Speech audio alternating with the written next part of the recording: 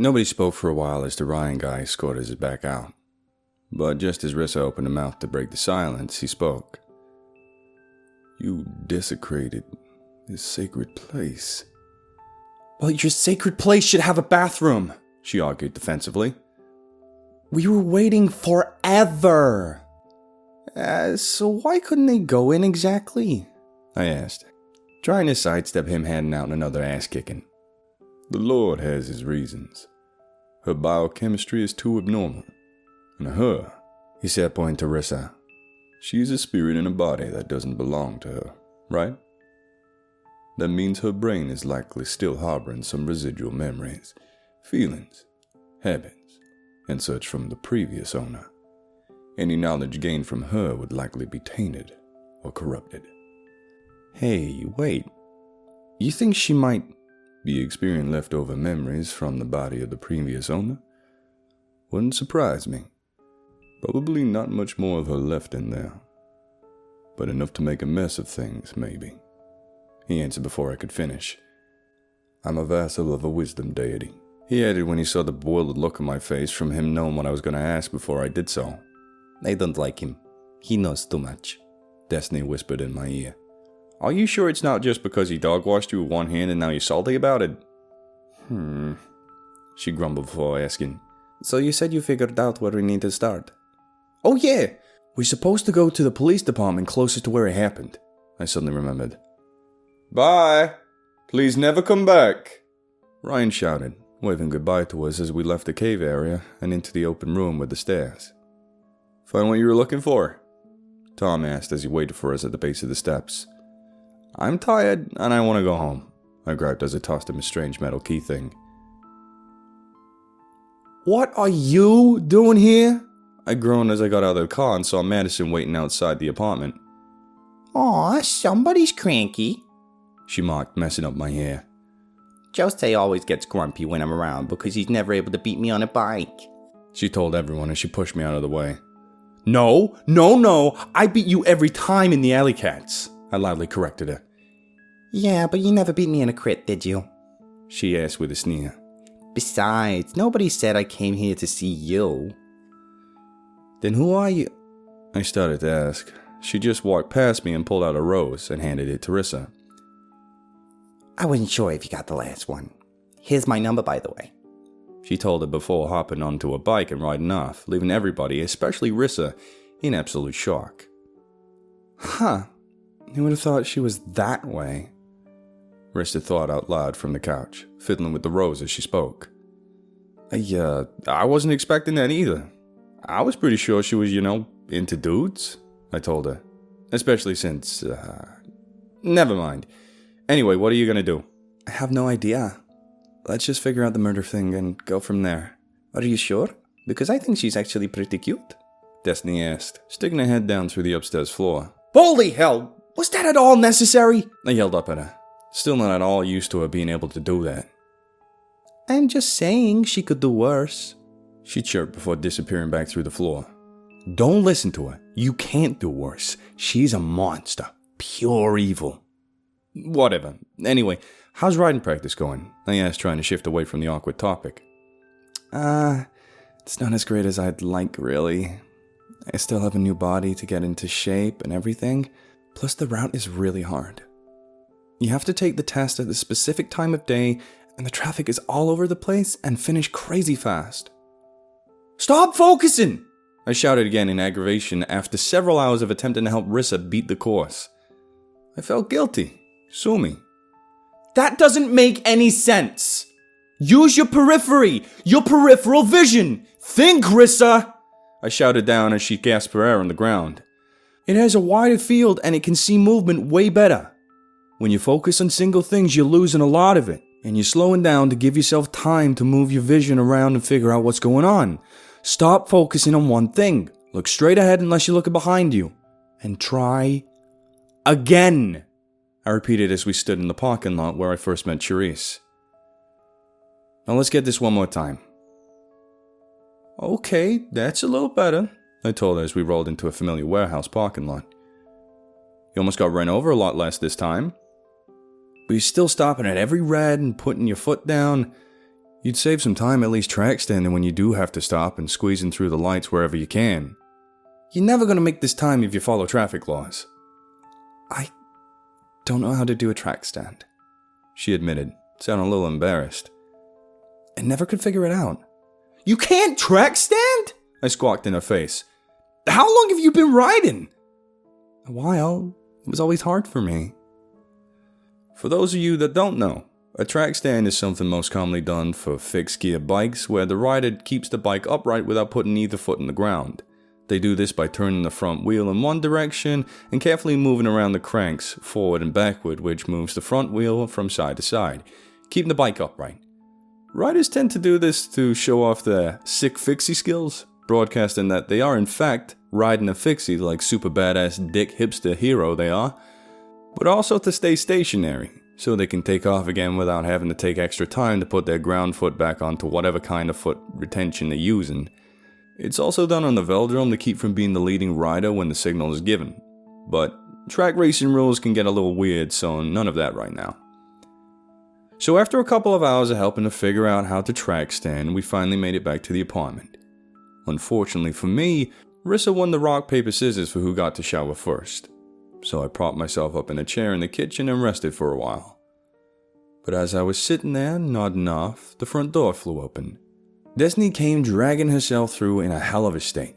Limped over to the refrigerator, grabbed an ice pack, limped some more over to the couch, and dropped herself down on it. Okay, I'll bite. What the hell happened to you? Huh? She mumbled softly, pressing the cold pack up to her face. Oh, I went back to that cave for a rematch with that guy down there. What? Why would you even do that? Did he not completely body your ass last time? Why would you think a round 2 would go any better? I berated her, actually concerned for her health for the first time since we met. She pouted. Seriously, he flipped you like a coin the first time, and this time it looks like you got turned the fuck up. Did you even hit him this time? No. Jesus. Okay, well, can you not now? You'd need an army to. I was interrupted by the front door opening again as Harley came strolling inside in a near manic state. Have you guys seen a goblin around here? I keep thinking I'm hearing a goblin, but I can't figure out why one would. What's going on here? She asked as a mischievous grin slowly creeped across Destiny's face. Army, you say? Hey, I need you for something, she said to Harley as she stood from the couch.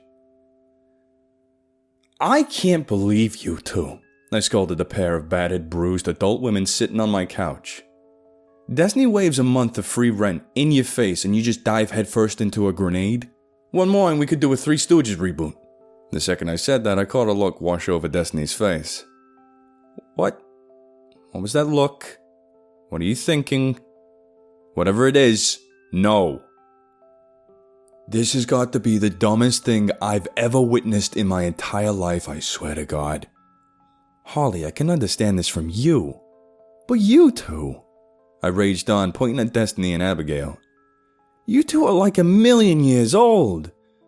And you get into a street fight with some random guy in a cave, I said in astonishment, looking down at Destiny, Harley, and Abigail all in a row in absolute shambles. The clothes dirty and torn, Harley and Destiny's faces noticeably bruised. Actually, I mumbled, thinking back to Abigail at the ball games and the entirety of my experience with Destiny. Now that I think about it, the only one this is out of character for is Harley. So are you gonna knock it off now? I asked Destiny as she wiped a drop of blood from under her nose with a sharp sniffle. We got him to use both hands this time. Oh, you got him to use both hands this time! It took the entire Disney Plus lineup just to hold Abigail's feral ass down. And it took 3 of you get their hands out of his pockets. Leave that man alone, I demanded, leaning down eye level with all 3 of them. Please, I do not need to be on that guy or his boss's shit list right now. Because you got beef. Please, for me, let it go. Yeah, okay, bye. Rissa spoke into her phone as she finally came down the stairs. What the hell? Messy, huh? She said before suddenly pausing and shaking her head. Was that Chinese? I asked, looking at the confused expression on her face. I think so, maybe? Leftover memories from the physical brain, Abigail said as she stood up and walked over to Rissa. Tell me, has this been happening a lot? No, not really. Just every now and then. And I occasionally have weird influxes of emotions out of nowhere. Like when I see something or someone, she added, glancing over at Holly. It's surprising that a brain that's been dead this long can still retain such strong fragments of the original owner's personality. You think Julie's still in there somewhere? I asked nervously. What? Oh, no. Absolutely not. Her consciousness was purely attached to her brain when she died. No brain, no consciousness. This young lady, on the other hand, hers is preserved outside of her body as a mass of rare particles that, under the right conditions, can act as a stand-in for a flesh and blood brain. Dr. Jekyll can explain it better than I can since he discovered the particles, but basically no. The only thing you're getting is random flakes and information that haven't completely degraded, making their way to the surface for a brief moment. Nothing more. God, this is all so insane. I just need a shower and some sleep, I complained as I dragged myself up the stairs and towards the shower. The next day I piled into Destiny's car with her and Rissa to go check on the lead about the police station, which took a while because Destiny couldn't find the phone. After so long, we decided to find it when we got back and left for the station.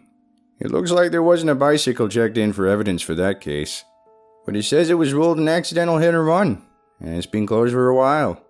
The officer behind the front desk at the station explained to us once we got there. The official report doesn't even say anything about a bike on the scene. We got screwed, I groaned as we walked back outside. Wisdom dating my ass. Sorry, Rissa, but I don't think we're gonna get to the bottom of this, I admitted, resting my back on the wall next to the entrance.